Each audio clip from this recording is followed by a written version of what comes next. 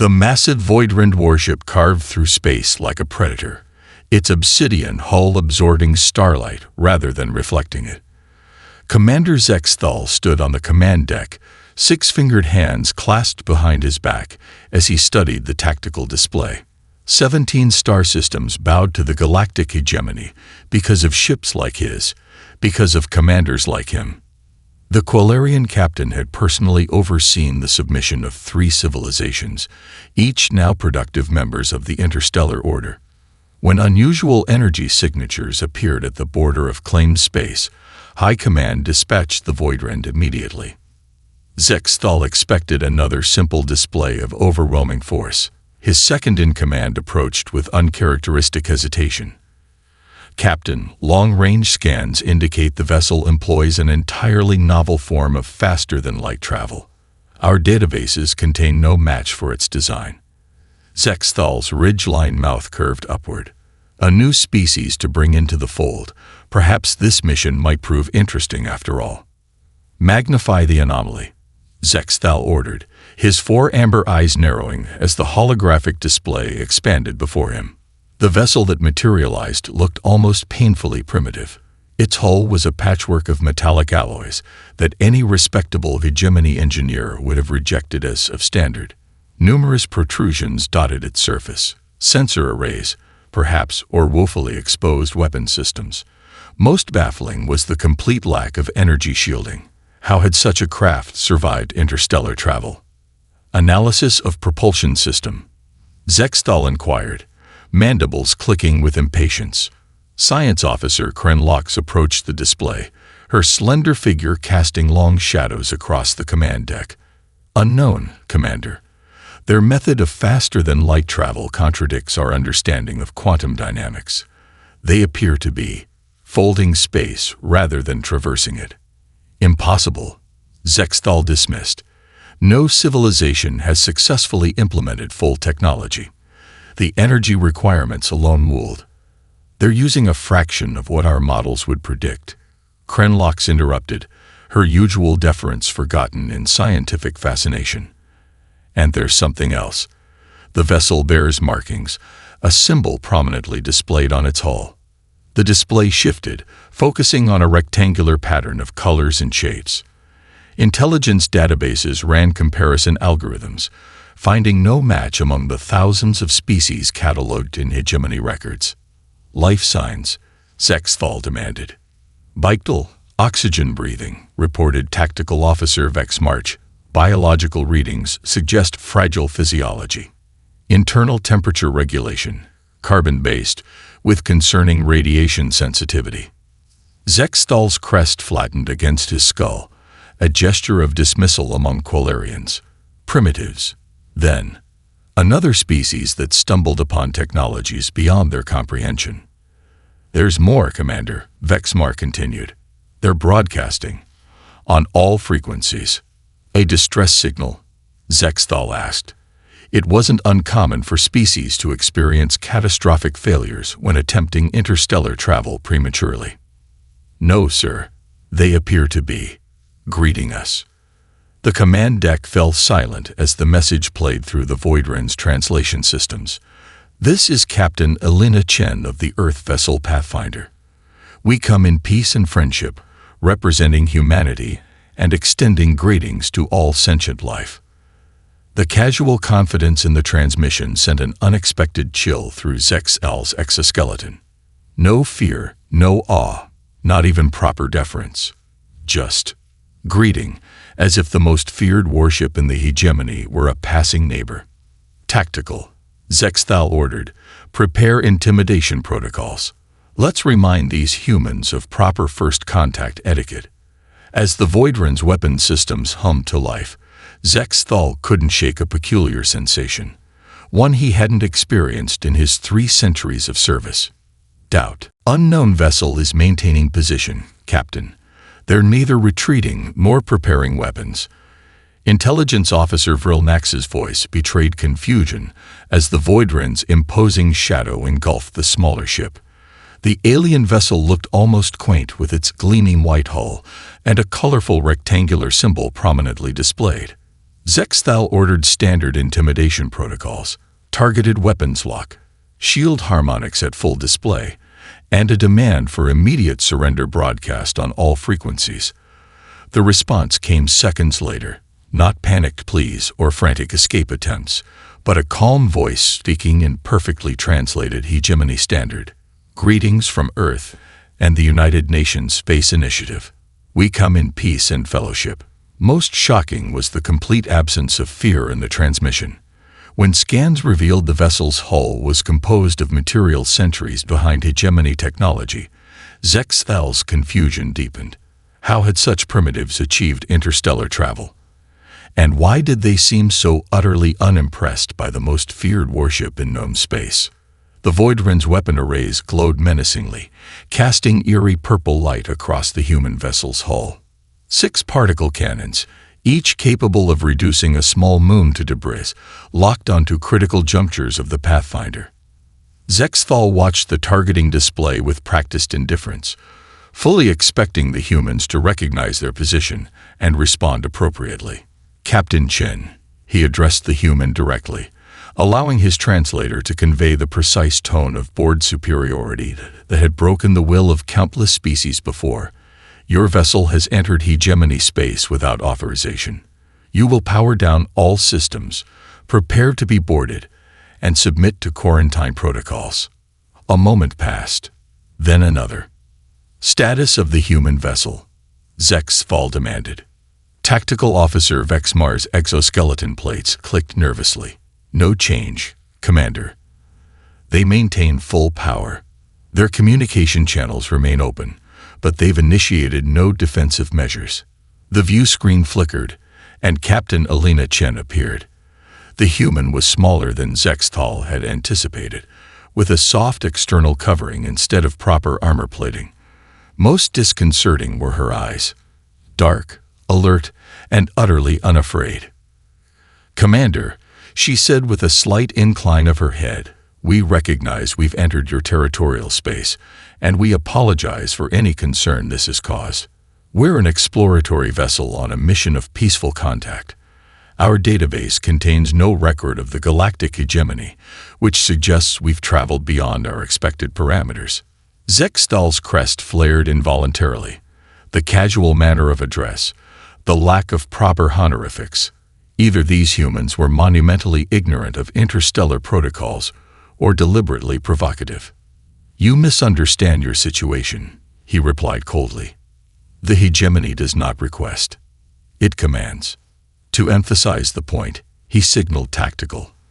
The smallest of the particle cannons discharge, sending a warning shot that deliberately missed the Pathfinder by mere kilometers, close enough that its sensors would register the devastating potential.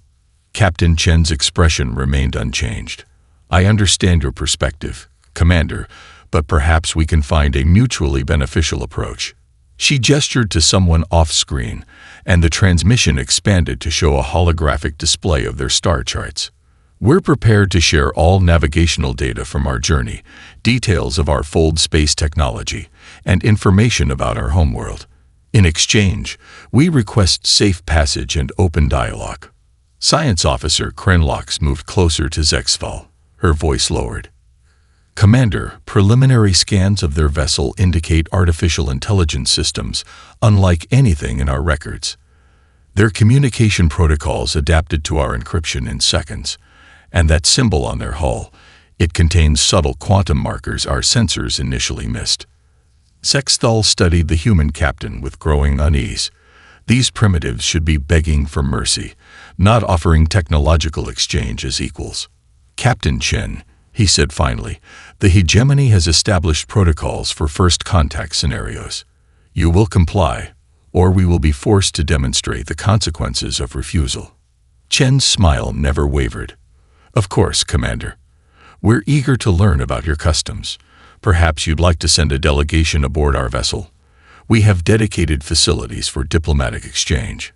As Zexthal gave the order to prepare boarding parties, he couldn't silence the warning pulse in his neural cluster, a biological imperative evolved over millennia of Quilarian survival. Danger. Boarding parties, engage capture protocols. I want that ship secured and its crew detained for questioning, Zexthal commanded. The operation should have taken minutes, standard procedure performed countless times before. 3 elite teams launched toward the human vessel, each equipped with universal docking mechanisms and neural suppressors. The command deck fell silent as they watched the operation unfold on tactical displays. The first team's feed went dark without warning. The second team reported unusual resistance before their communications abruptly terminated. The third team managed a single transmission. Captain, they were waiting for us. They knew exactly. Before static filled the channel. For the first time in the Voidrend's storied history, Zexthal ordered a tactical withdrawal. As they retreated to a safe distance, sensors detected no pursuit, just the human vessel maintaining its position, that colorful flag still prominently displayed, as if patiently waiting for the hegemony to try a more civilized approach. Status report on boarding teams, Zexthal demanded, his voice echoing across the suddenly silent command deck. Tactical Officer Vexmar's appendages moved frantically across the control interface. All vital signs remain active, Commander, but locator beacons show teams are contained within the human vessel. Contained. Zexthal's crest rippled with agitation. Clarify immediately. They appear to be in a single compartment, vital signs stable. No signs of physical distress, but neural patterns indicate confusion. The main view screen activated without command input, a breach of security protocols that should have been impossible. Captain Chen appeared once more, but the friendly diplomatic demeanor had hardened into something more resolute. Commander Zexthal, she began, using his formal title with precise pronunciation. Your boarding parties entered our vessel with weapons active against a crew that welcomed you in peace. This constitutes an act of aggression under any reasonable diplomatic framework. Zexthal rose to his full height, towering over his bridge officers. You will release my soldiers immediately or face immediate destruction. Chen's expression remained unchanged. Your personnel are unharmed and will be returned shortly. However, I must insist on establishing communication protocols that don't involve attempted hostage-taking. Behind him, Zexthal heard Science Officer Krenlox whispering urgently to her subordinates. How did they neutralize our tactical teams without casualties? The suppression fields alone should have. Target their propulsion systems, Zexthal ordered, cutting off the speculation. Prepare to fire on my mark. The tactical display suddenly flickered, primary targeting systems briefly showing error codes before recalibrating.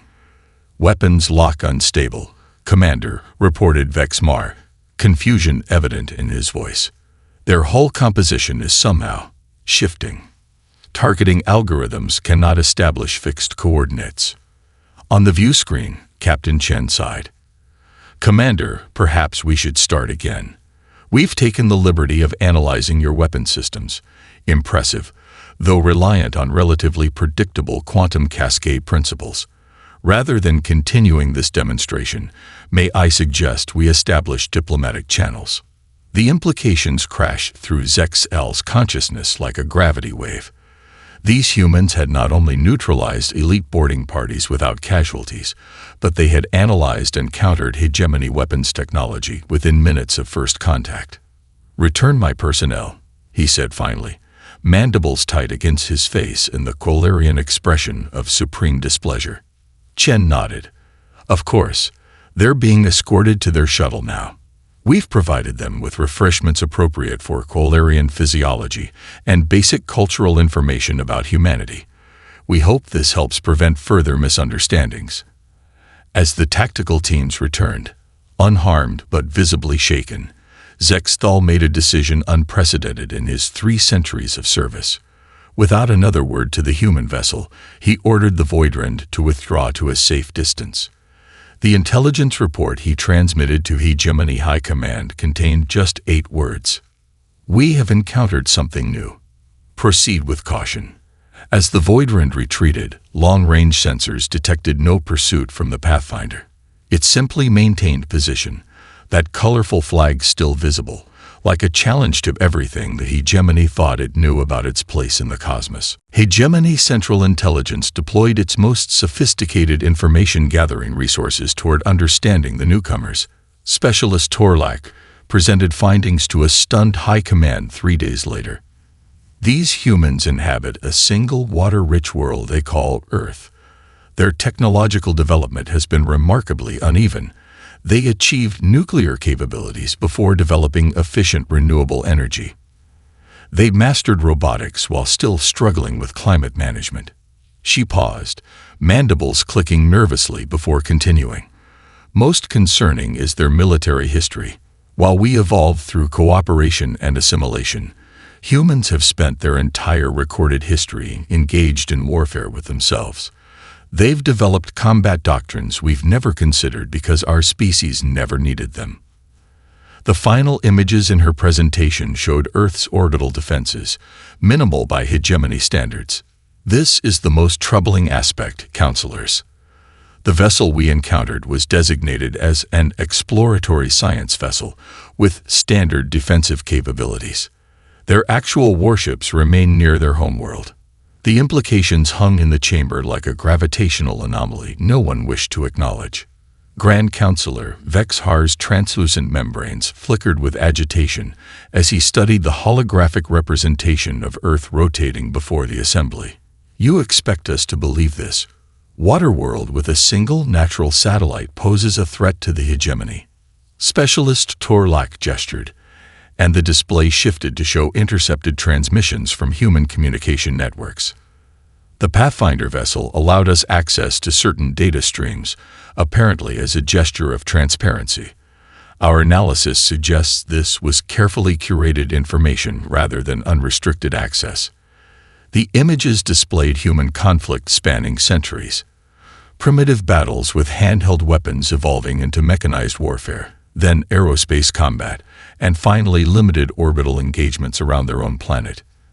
They fight, constantly, murmured Sub-Counselor Zynek, her upper appendages twitching in distress. Not constantly, Torlak corrected, but frequently and with remarkable adaptability. Note how their tactical doctrines evolve within single conflicts. When faced with technological disadvantages, humans develop countermeasures at rates our strategic models cannot account for. Commander Zexthal stepped forward, still bearing the shame of his retreat. You've shown us their conflicts. What of their capabilities? How did they neutralize my boarding parties? Torlak's skin flushed the deep blue of scientific fascination. Their approach to technology differs fundamentally from ours. Where we build upon established principles with incremental improvements, humans appear to develop multiple competing technologies simultaneously. Their failures are as numerous as their successes, but this creates unpredictability. The display shifted again, showing schematics of the Pathfinder. Our analysis indicates their vessel employs at least 3 technologies we considered theoretically impossible. Their method of faster-than-light travel manipulates spatial dimensions rather than traversing them. Their defensive systems utilize quantum entanglement principles we abandoned centuries ago as impractical. Most concerning is their approach to artificial intelligence, which appears to involve boundaries we would consider unnecessarily restrictive. Meaning? Demanded Vexhar. Meaning they could have developed far more powerful systems, but deliberately chose not to. Their technology reflects ethical constraints rather than capability limitations. The chamber fell silent as the implications settled over the assembled leadership. A species that voluntarily limited its capabilities for ethical reasons was utterly foreign to hegemony understanding.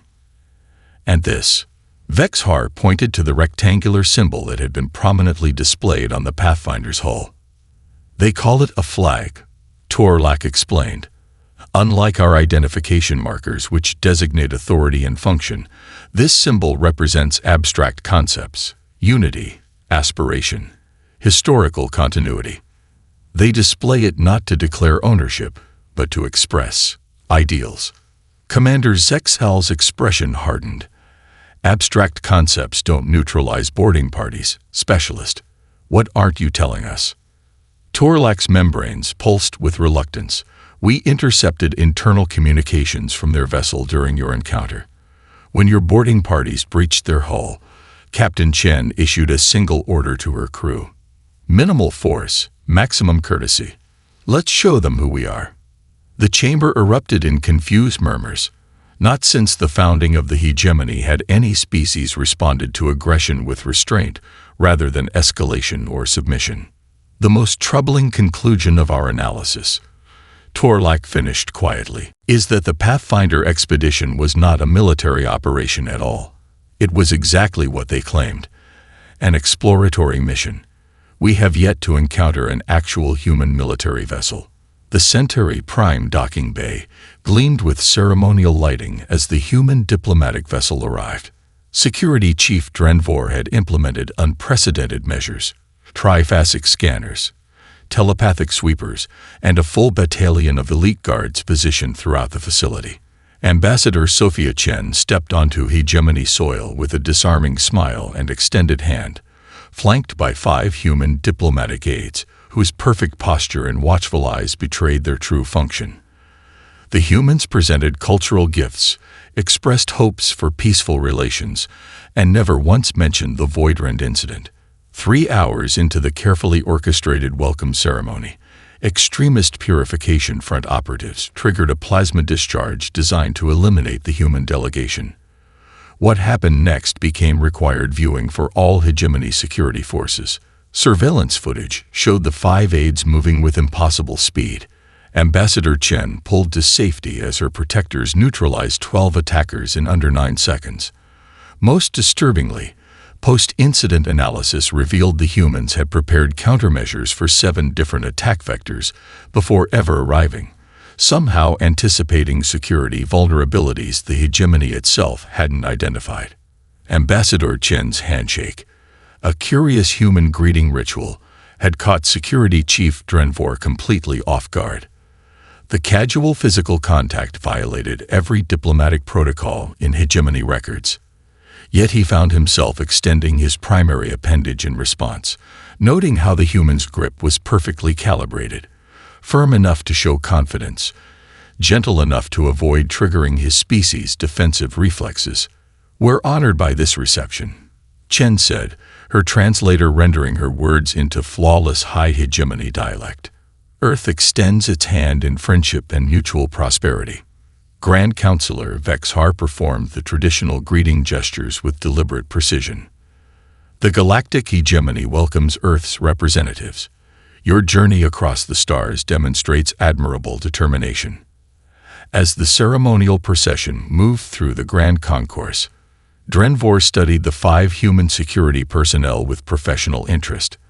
They maintained perfect formation around the ambassador, not the rigid, militaristic patterns favored by hegemony guards, but a fluid, adaptable arrangement that allowed them to scan constantly without appearing aggressive. The tallest aide, a male human with dark skin and watchful eyes, caught Drenvor observing him and acknowledged him with a slight nod, one professional to another. The gesture sent an unexpected chill through Drenvor's nerve clusters. These weren't diplomatic staff with basic security training. These were elite protection specialists disguised as aides. The welcome ceremony proceeded according to ancient tradition: speeches of mutual respect, presentation of symbolic gifts, ritual consumption of compatible nourishment. Ambassador Chen presented the Grand Counselor with an artifact she called a globe, a physical representation of Earth that hovered above its base through primitive but effective magnetic suspension. "Our world," she explained, "with no boundaries marked. We hope to learn where we fit within the greater galactic community." 3 hours into the ceremony, as refreshments were being served in the eastern atrium, Drenvor's implanted scanner detected the energy spike 1 second before alarms activated. A plasma discharge, purification front signature, originating from maintenance conduit J7. What happened next occurred so rapidly that later analysis required frame-by-frame review at 1/10 normal speed. The human security personnel moved before the discharge fully formed. The female aide nearest to Chen tackled the ambassador with precision that protected vital organs while momentum carried them behind a structural column. Simultaneously, the remaining 4 aides shifted from defensive to offensive postures with fluid grace that suggested extensive neural enhancement. 12 purification front operatives, perfectly positioned throughout the atrium, found themselves neutralized by targeted strikes to mobility centers and neural clusters, incapacitated but alive. Total elapsed time, 8.7 seconds. Later that evening, reviewing security footage in his private chambers, Drenvor paused on a single frame that disturbed him more than the attack itself. At precisely the moment when alarms activated, Ambassador Chen's expression had changed, not to fear or surprise, but to a momentary look of resignation, as if she had expected this, prepared for it, perhaps even welcomed the opportunity to demonstrate human capabilities without appearing provocative. Most disturbing of all was the report from his technical division. The humans had somehow identified and prepared countermeasures for security vulnerabilities in the diplomatic complex that hegemony engineers hadn't discovered, despite centuries of refinement. They knew, he whispered to the empty room. They knew before they arrived. The Hegemony Council chamber vibrated with tension as the Supreme Counselor addressed the emergency session. These humans represent an unprecedented situation. They possess technological innovation we cannot predict and combat experience we cannot match. For the stability of the hegemony, we must contain this threat. The resulting directive authorized the most significant military action in 3 centuries. 3 dreadnoughts, including the Voidwind, would present humanity with non-negotiable terms: technological supervision, military restrictions, and integration into the hegemony as a protected species. Commander Zexthal, eager to redeem his earlier failure, led the battle group into Earth's solar system with overwhelming confidence. Their sensors detected a defensive line of vessels forming near the orbit of the planet these humans called Mars. Unlike the exploration vessel from First Contact, these ships bristled with weapons emplacements and energy signatures that caused hegemony tactical systems to issue threat warnings. When Zexthal transmitted the ultimatum, the human response came not as a diplomatic plea, but as 5 words that would echo through history. We respectfully decline your offer. The 3 dreadnoughts emerged from hyperspace at the edge of the human solar system, their massive hulls distorting local spacetime. Commander Zexthal stood at the command center of the Voidwind, flanked by the sister ships Void Sovereign and Void Dominion. A display of force not assembled since the Quantarian Rebellion 3 centuries earlier. Long-range scans of the system, Zexthal ordered, his voice steady with renewed purpose. The tactical display materialized before him, showing the architecture of the human solar system. A standard yellow star with 8 planets of varying sizes. The 3rd planet, designated Earth in human terminology, shimmered blue-green with life-sustaining conditions. Curious, noted Science Officer Krenlox. They've established minimal orbital infrastructure around their homeworld. Habitation modules, primitive defense satellites, rudimentary shipyards. Tactical Officer Vexmar's appendages moved rapidly across his console. We're detecting unusual energy signatures from the 4th planet. Vessels assembling in defensive formation. The display zoomed in, revealing a line of human ships positioned in the orbital path of their red planet. Unlike the exploration vessel Pathfinder, these craft displayed obvious military configuration. Angular hulls with reinforced armor plating, multiple weapon emplacements, and energy readings that caused the tactical systems to issue caution warnings. 27 vessels, reported Vexmarch, varying configurations. Their energy signatures suggest combat readiness. Zexthal's mandibles clicked with satisfaction. A pitiful defense force. Transmit the ultimatum. The communication specialist formatted the hegemony's demands: immediate technological supervision, military restrictions, and integration into the hegemony as a protected species. Standard terms for a civilization that had demonstrated both potential and dangerous unpredictability. The response came almost immediately, displayed in text format rather than video transmission. To the commander of the Hegemony Fleet, we respectfully decline your offer. Earth remains sovereign. We welcome peaceful exchange, but will not accept subjugation.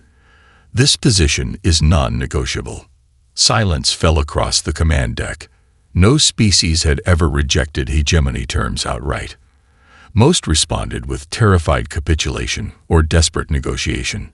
"They're either insane or suicidal," murmured Sub-Commander Trelvok.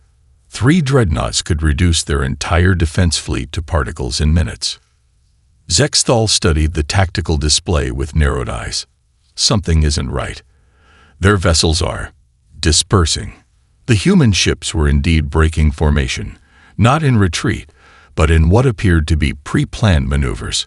Smaller craft detached from larger vessels, spreading outward in geometric patterns that made no tactical sense by hegemony doctrine. "They're creating targeting confusion," realized Vexmar suddenly. "Distributing their force to prevent concentrated fire. A primitive strategy," Zexthal dismissed. "Prepare standard overwhelming response. Target their command vessels first."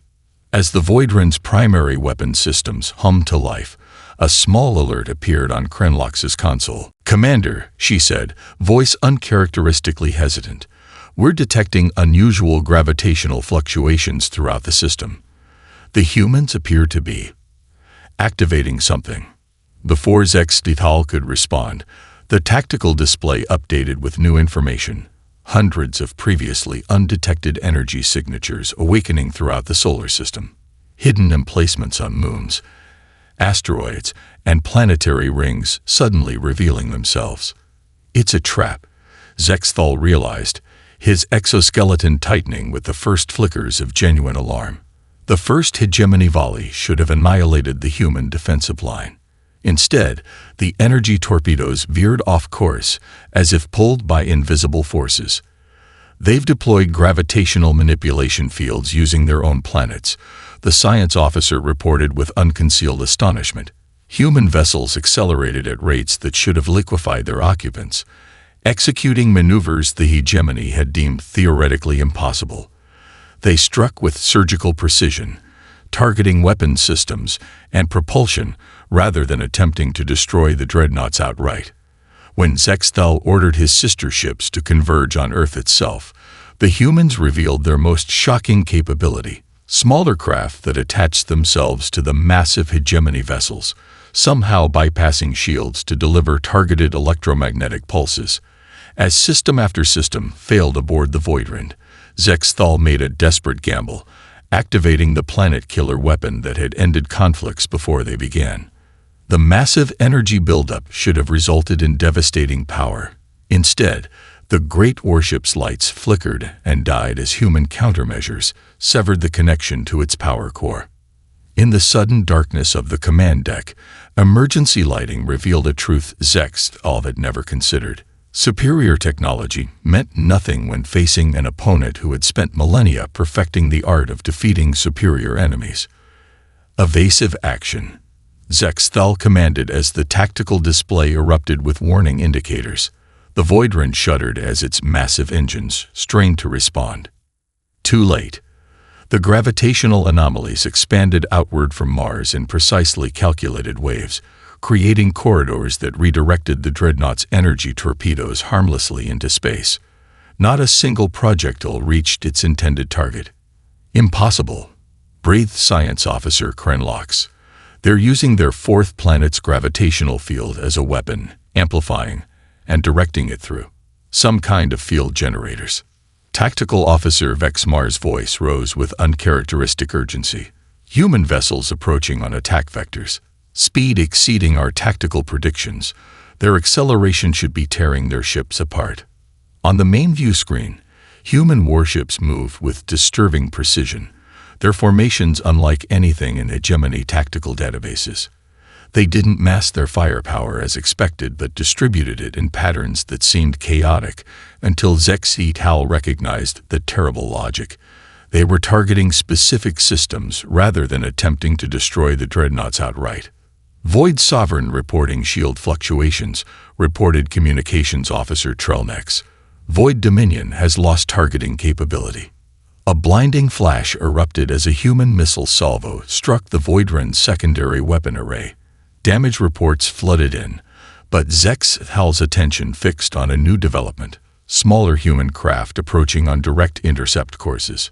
"Destroy those vessels," he ordered. Point defense systems activated, filling space with energy bursts. Yet somehow the human craft evaded with impossible agility, their hulls seeming to absorb or redirect energy that should have vaporized them. "They're attaching themselves to our hull," reported Vexmar, mandibles clicking in distress. "Breaching our shield harmonics through some kind of quantum tunneling."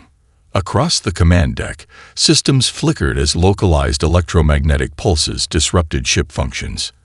Engineering reported power fluctuations throughout the vessel. "Target their homeworld," Zexthal commanded. "Prepare the planet killer. We end this now." The Voidryn's primary weapon, capable of shattering a planet's crust with concentrated energy, began its charging sequence. Power diverted from all non-essential systems as the massive energy capacitors built toward critical threshold. At 97% charge, every console on the command deck went dark. Emergency lighting activated, casting the bridge in dim red illumination. In that moment of stunned silence, the impossible truth dawned on Commander Zexthal. The humans had somehow analyzed, understood, and countered the Dreadnought's most classified weapons system within minutes of engagement. "They knew," he whispered, echoing Security Chief Drenvor's earlier realization. "They knew exactly what we would do." A new transmission appeared on the single functioning viewscreen. A human military commander, her uniform bearing unfamiliar insignia, her expression neither triumphant nor vengeful, but calmly professional. "Hegemony vessels, this is Admiral Helena Reyes of the Earth Defense Fleet. Your primary systems have been temporarily disabled to prevent further hostilities. We have deployed medical teams to assist your wounded. This conflict is over."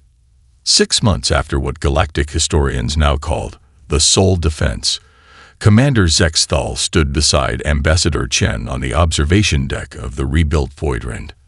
No longer a prisoner but a student, he watched as human engineers integrated their innovations with hegemony technology. "Your people could have destroyed our ships completely," he noted, still struggling to understand these contradictory humans. "That would have been wasteful," Chen replied simply. "Good ships, good people, just following bad orders." Throughout the reformed hegemony, human advisors helped establish new protocols based on cooperation rather than intimidation. When the aggressive Corvellian swarm threatened an unaligned agricultural world at the galaxy's edge, 3 ships bearing the human flag responded.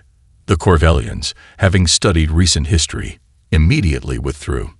In the Galactic Library on Centauri Prime, the newest exhibit drew countless visitors from all species. It displayed the simple rectangle of color humans called their flag, with an inscription beneath. This symbol represents not a single leader or even a unified government, but a set of ideals, that all sentient beings deserve dignity, that exploration should precede exploitation, and that the strong have a duty to protect the vulnerable. Humans defend these principles not because they are perfect, but because they believe the effort to become better is what defines civilization. In the vastness of space, those who mean harm have learned to fear the approach of this flag, while those in need have learned to welcome it as a sign that help has arrived. The observation deck of the Voidryn offered a panoramic view of Earth's orbital shipyards, where the once feared dreadnought was undergoing extensive modifications. Commander Zexthal's exoskeleton had finally begun to lose its battle-ready rigidity, a sign of growing comfort among the humans who had once been his adversaries.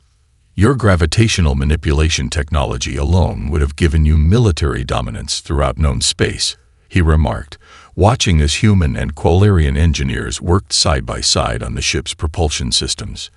"Yet you're sharing it freely with former enemies." Ambassador Chen smiled.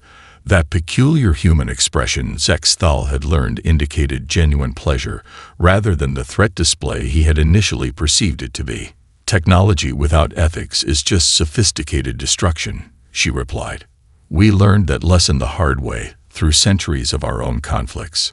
A holographic display activated nearby, showing the progress of the Joint Human Hegemony Peacekeeping Initiative. Where once the hegemony had maintained control through fear, a new framework of mutual defense and technological exchange was taking root. 17 star systems now participated voluntarily, with former subject species contributing their unique perspectives to collective governance. The Corvellian retreat yesterday, Zexthal began, was peaceful. Chen finished. They recognized our flag and understood its meaning. No shots fired. No lives lost. The Corvellian swarm had been expanding aggressively into unaligned territories for decades. When they approached the agricultural world of Vesh Prime, 3 modified hegemony vessels, now bearing both hegemony insignia and the human flag, arrived in defensive formation. The Corvellians had simply transmitted a brief message of apology and withdrawn their forces completely. "Your flag," Zexthal said, mandibles clicking in contemplation. In Qualarian history, such symbols denoted ownership, conquest. For us, it represents ideals worth defending, not perfect achievement, but ongoing aspiration. The main view screen activated, showing the day's diplomatic schedule. Representatives from 22 species would attend the inaugural meeting of the Interstellar Cooperative, a forum where technological and cultural exchange would occur without coercion or exploitation. "When your ships first appeared in our system," Chen said, watching as the Voidren's former weapons arrays were converted to scientific instruments, "your people expected either our surrender or destruction. You never considered the possibility of true partnership. Because no species had ever defeated hegemony forces before," Zexthal acknowledged. "We didn't defeat you," Chen corrected gently. "We stopped you. There's a difference." As they spoke, a maintenance craft passed the observation window, its hull bearing the newly created insignia of the Joint Fleet. The geometric precision of hegemony design merged with the colorful symbolism of humanity.